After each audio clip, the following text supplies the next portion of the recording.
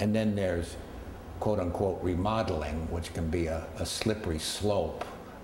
Where would you place your work in that spectrum? Preservation, renovation, or remodeling? I would probably say it was a combination of the first two. Okay. The preservation and renovation. I don't think at any extent I'd put it in the remodeling. It was no vinyl siding. There's absolutely no. There is a tremendous amount of authenticity in this house that is buried behind the walls. Effectively, so much so that even some of the carpentry techniques we use when we reinstalled floor joists and beams, we use some of the older techniques, the mortise and tenon and things like that. Some of the joint work that will never be seen and is now buried. And it was important enough to the owner with the way some of the window frames are made, are done, where we had to actually, up in the attic and some of the gables where we had to recreate frames. It was important to the owner to use joints that were traditional to that time. Once you cover them with paint, you would almost not know it, but it's a lifetime joint as opposed to, the modern glues and screws and things like that. So the owner wanted us to go to great lengths in order to, as much as possible, recreate what was here.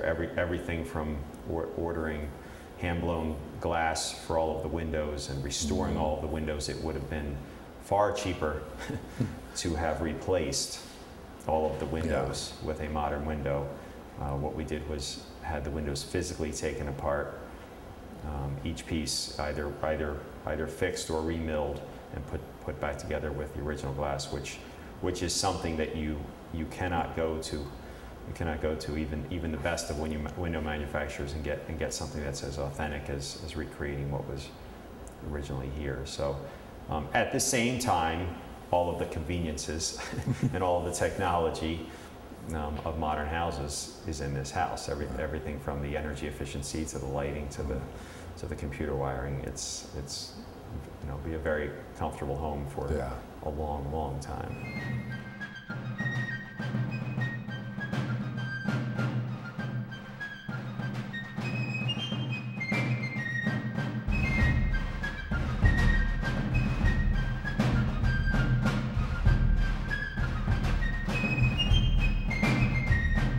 Here at 316 Front Street in Belvedere, New Jersey, up in Warren County.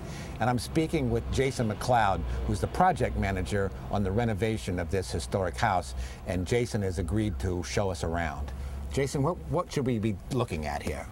One of the things we're particularly proud of is the way the windows were restored. These are the original pieces of wood that were put here a long time ago. The carpenters had cut like little grooves underneath. There's things you can't see, but just the little pegging details to get these windows in this kind of shape. We had to physically almost break apart the whole window. Like, we had a lot of these sills off, we stripped them with paint, find all the layers, get the wood sanded back down to where it would work smoothly in paint and accept paint. When we got to the house, there was just replacement glass, a lot of newer glass, a lot of older glass, and we really decided just to replace all the glass with an older glass. Actually, there's a company called Bentheim Glass in Germany that they float the water.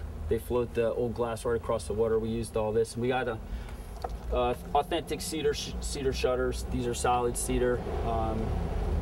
We had them made up and put on. Do the shutters actually shut? Yeah, they shut. We have the hardware working. So these are not just decorative shutters? No, not at all. The owner of the house is very against anything that looks. These are a little bit moved, but inside the latches work and the shutters shut. The owner of the house is very much against anything fake. It would be he wouldn't appreciate it if anything was just for appearance only. But if it functions, then it's authentic.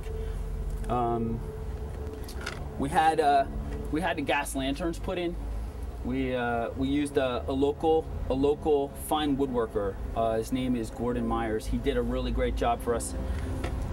There were, when the owner acquired the building, 2 electrical lamp posts, and just with the bulb, and it looked a little, it wasn't quite right. So the owner had asked me if we could put gas lanterns out here, and I did a little research online. I found a great company. They hand make all the lanterns, and had a woodworker do this. We had the sidewalks up, so we did all the gas work underneath the sidewalks and ran everything into the building. And I think it's a really nice touch at night. It shows off really nice. Jason, I understand the sidewalks themselves are heated to melt snow and ice in the winter. Is that right? Yeah, the sidewalks themselves are. They do have in the sidewalk. There's tubing.